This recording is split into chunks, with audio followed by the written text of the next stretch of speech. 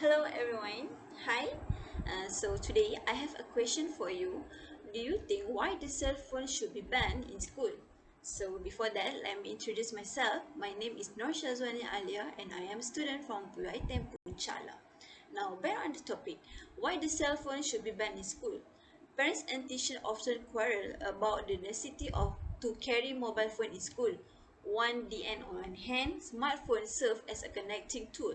Parents learn where their kids are at the moment. On the other hand, they can call a teacher to find out this information. It is impossible to study in a distance having no digital device. 2.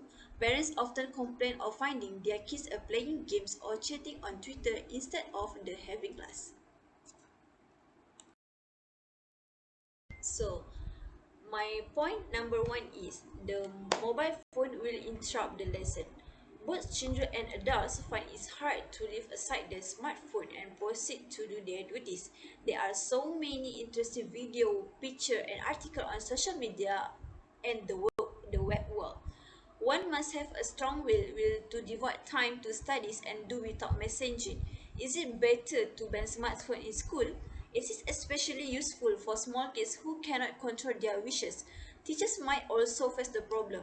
Some students are not willing to switch off their device in their classes.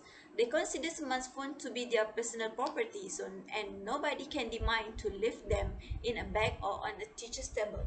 As a result, a new conflict arises that involves teachers, study, parents, and a headmaster. Such conflicts are hard to solve, so it is better to prevent them to rack one's brains about the solution. Secondly, 14 to 18-year-old school children has experienced cyberbullying. According to the recent research, teenagers like to share their data and support it with visual aids. They often overdo and make a mockery of themselves of their classmates. Sometimes these are the innocent jokes, but they might turn into cruel bullying that leads to serious problems and even suicides. Most cybercrimes among teens happen in school because it is easier to capture someone's mistake. Failed performance, poetry reading, haircuts, makeup, play, and photo and other things might appear on the social media.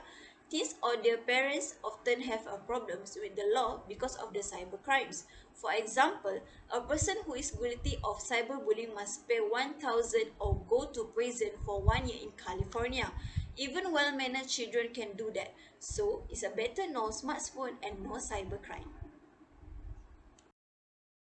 In this article that 14 January 2022, Malaysia is a second Asian for youth cyberbullying, according to a United Nations Children's Fund UNICEF, indicating this report is indicating that the cyberbullying is becoming an increasingly prominent problem in the country. The popular usage of social media platform has made it a rife breeding ground for cyberbullying and toxic behavior, not only among youth, but adults as well. A researcher on cyberbullying among youth, Jesse Young Session, say that such behavior could be the projection of their own unhappiness due to the privilege of the basic needs. According to the class's choice theory, this need a survival, belonging, to love, to be loved, and to be valued, power, freedom, and fun. She explained to the Bernama in an interview. The choice of theory developed by American psychiatrist William Glasser posits that all humans have five basic needs that drive their behavior. Whenever one or more of their basic needs were not met, they might use cyberbullying as a tool to satisfy their needs. This was why cyberbullying cases were not only prepared by just youth but others as well. Say Young, who was a part-time lecturer at Tunku Abdul Rahman College. A mobile phone also can affect their health. A smartphone grabs a student's attention and steals their time. Instead of walking around and playing outside, children stay in the classes to have a better Wi-Fi connection. They play online games, get aggressive because of the failure, and spoil their eyes.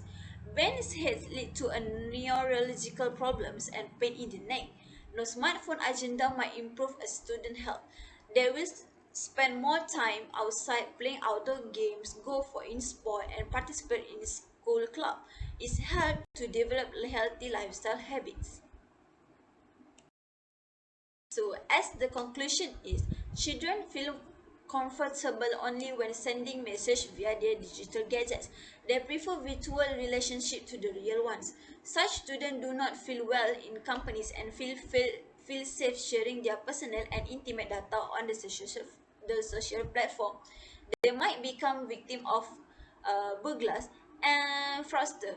Web children find it difficult to insert a talk and pass the live interview to enter a college or get a job. Students without a smartphone chat in a real life. Such individuals are more active and become the leader. They are more self-confident when passing the interview.